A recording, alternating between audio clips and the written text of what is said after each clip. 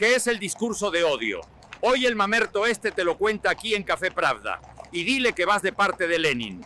Gracias por esa introducción, camarada Mamerto Vladimir. Fíjese en una cosa, parece que todo el mundo se odia, ¿cierto? En redes, en debates, en la política, pero ¿realmente nos odiamos tanto? ¿O es que alguien quiere que eso lo parezca? ¿Por qué cada vez que alguien exige justicia lo acusan de incitar al odio? Bueno, hoy hablaremos del discurso de odio, de lo que es, de lo que no es, y de cómo se está usando para silenciar voces, especialmente en Colombia. El discurso de odio no es simplemente un insulto o una opinión fuerte, es algo mucho más serio. La filósofa Judith Butler dice que el lenguaje tiene fuerza performativa. Cuando decimos algo no solo describimos, también actuamos. El discurso de odio actúa, deshumaniza, margina, excluye. Pierre Bourdieu lo llama violencia simbólica, una forma de poder que se ejerce sin necesidad de armas. Basta con las palabras correctas dichas desde la posición correcta. No todo lo incómodo es odio. Decir que el sistema es desigual no es odiar. Decir que el Estado ha fallado no es incitar a la violencia, pero hay quienes lo hacen parecer así. Las redes sociales han cambiado cómo hablamos y cómo nos odiamos. Lo que antes se decía en voz baja, hoy se grita en Twitter o bueno, como se llama ahora, X. Y no es casual. Los algoritmos promueven lo que genera más reacciones. ¿Y qué genera más clics que la rabia? El odio es contenido, eso vende. Jung Hall lo explica así. Vivimos en una sociedad de la transparencia, donde todo debe mostrarse y todo debe producir impacto. La violencia simbólica se vuelve rentable. Así, los mensajes matizados desaparecen, el insulto se viraliza. Se forman cámaras de eco donde solo escuchas a los que piensan como tú. Y los que piensan distinto se vuelven enemigos. No hay matices, o estás conmigo o eres el otro. Yo he caído en ese juego y estoy seguro que tú que me estás escuchando también. En Colombia el lenguaje del odio tiene raíces profundas. Desde siempre se ha usado para excluir, para clasificar a las personas, para justificar la violencia. Guerrillero, paraco, mamerto, vago, resentido. Las palabras hieren y a veces matan. Hoy esa violencia simbólica está en los medios, está en los discursos políticos y claro, en las redes. Pero también está cómo se etiqueta todo lo que incomoda como si fuera odio. Entonces, una persona que ha estado en un estado de opresión toda su vida, cuando al fin se levanta y reclama sus derechos, el opresor lo señala como que está utilizando el discurso de odio. Y es que si un joven habla de cambio climático, de una lo llaman el progre inútil ese. Si una mujer defiende el feminismo, odia a los hombres. Si un campesino exige tierra, quiere quitarle al que ha trabajado, carajo. ¿Te suena eso?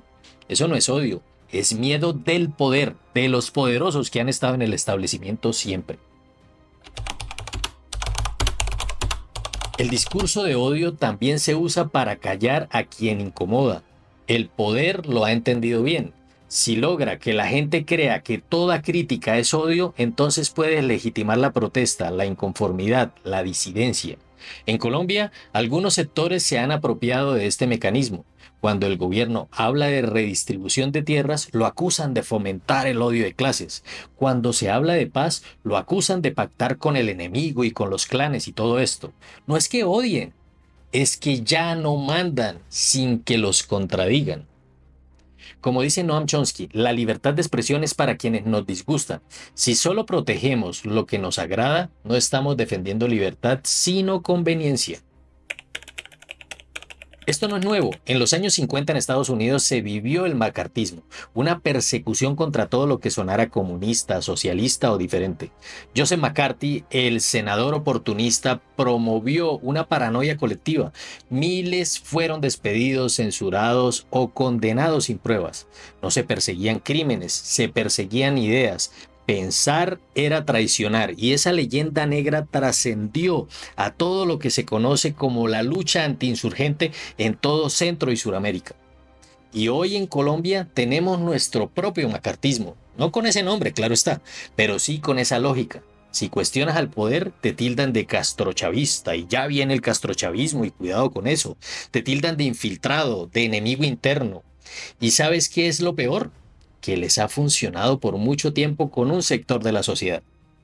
Muchos callan por miedo, muchos se autocensuran, muchos ya no discuten, solo repiten, porque hablar se volvió bastante peligroso, pero ya nos quitaron todo, hasta el miedo. Así que cada vez más personas están levantando su voz y por eso cada vez están señalando más discurso de odio en los que no nos estamos dejando. Pero bueno, no todo está perdido. El primer paso es aprender a distinguir. Distinguir entre el que odia y el que incomoda, entre el que quiere excluir y el que quiere transformar. La libertad de expresión no puede ser usada para reproducir odio, pero tampoco para ocultar verdades incómodas. Necesitamos recuperar la conversación, hablar con fuerza, sí, pero también con respeto. No podemos dejar que el miedo nos calle, porque si callamos todos, solo hablará el poder. Y cuando hablamos de respeto es utilizar bien el idioma y saber dirigirnos. Sí, está bien, hay gente que le incomoda el uso de las palabras grandilocuentes, vulgaridades o groserías, pero eso también hace parte de la jerga colombiana. Y es sensato preguntarnos por qué de un momento a otro parece ser que los que construyeron la narrativa de odio vienen ahora a señalar y a pedir que no haya discurso de odio. Dicen con odio visceral, con rabia y con ganas de eliminar al otro, su discurso es de odio, cayendo así en la falacia Tuquoc, donde están señalando lo que ellos mismos están haciendo. Mejor preguntémonos, ¿cuál es el problema de fondo y qué quieren disfrazar ahora con el cuentico ese del discurso de odio? Esto ya se parece a la individualización del problema económico, donde un sistema tiene en la precariedad a la mayoría de las personas, pero nos inculcan que si uno es pobre es por culpa de uno mismo, por no esforzarse, por no leer 40 libros, por no meter la jeta en agua helada, por no hacer los rituales de millonarios que están vendiendo en Instagram.